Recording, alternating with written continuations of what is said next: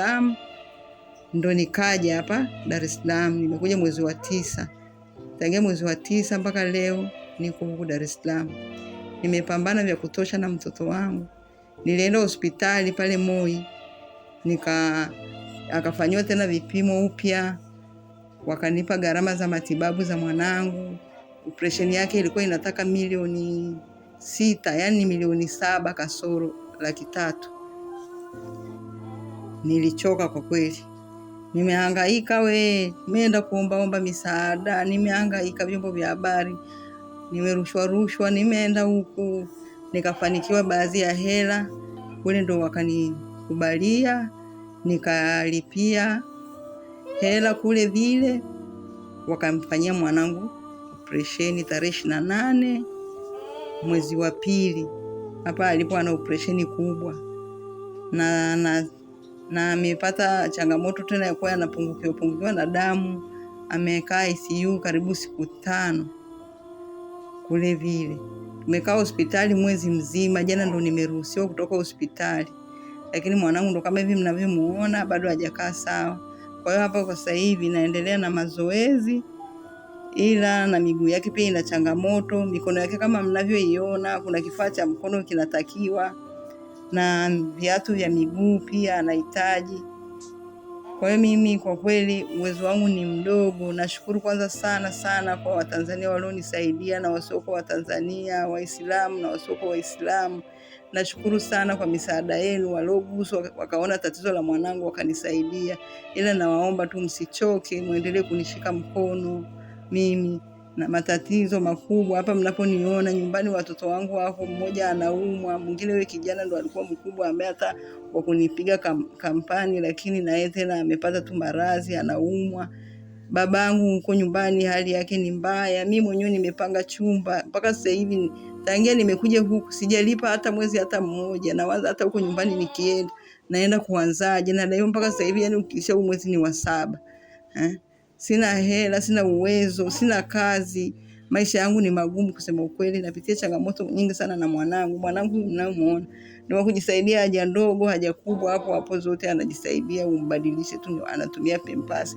Ndio sasa hata hiyo hela ya Pampers unakosa. Mimi nilikuwa nawaomba hii ya doso, naomba mnisaidie kadri mtakavyojaliwa. Mniangalie jamani, na changamoto ni nyingi. Mimi mwanangu mwenyewe yuko nawaambia ni mgonjwa, kijana wangu ni mkubwa na miaka 20 sasa na 2. Lakini ndio hivyo kapata maradhi kichaa, haijulikani ni mashetani ni nini. Hafanyi hata kazi. Akienda kazini ni siku 2 tu, anakuwa kama vile mwehu.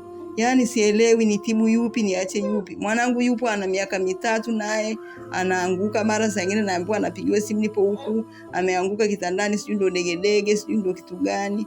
Yaani napata changamoto nyingi. Hata hivi namuomba Mungu tu anipe subira. Nimechoka yani, lakini nitafanyaje?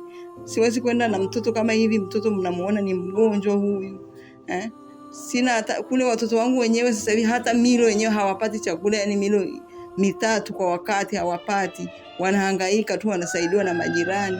Nilikuwa naomba jamani mnisaidie. Nawaomba sana mnisaidie kadri mtakavyojaliwa. Niweze tu kumtibia huyu mwanangu. Mimi na maisha magumu, na maisha ni magumu hasa. Hata hiyo kazi utafanya kazi vipi? Hapa nilikuwa na plani hata nikafanya kazi huko nje, lakini sasa huyu mtoto wenyewe namwacha na nani? Hata sielewi yani. Changamoto napata ni nyingi na mtoto wangu. Naishi nyumba za kupanga. Mtoto wangu ndo kama hivi. Saa nyingine unakutana na ule unyanyapaa wa mtoto. Mtoto wangu huyu saa nyingine ndio hivi anaharibu tu vitu vya watu. Napata yani mtu hata japo asemi, lakini naumia kusema ukweli. Na mtoto tu huwezi kukaa umemfungia ndani.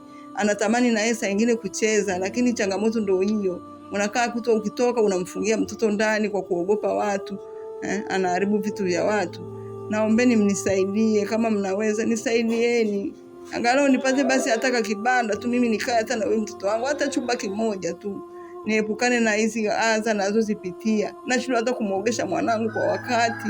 napata shida kwa kweli. Huyu mtoto wangu zamani namweka hata kwenye beseni ndani na muogesha, lakini sasa hivi ndio hivi, hata mtoto kama hivi hakai. Ukienda chooni umlaze chini, uko bafu lenyewe ndio hilo mmoja wanatumia nyumba nzima. Ndio mitihani, lakini naombeni msaada, mimi najua mtanisaidia.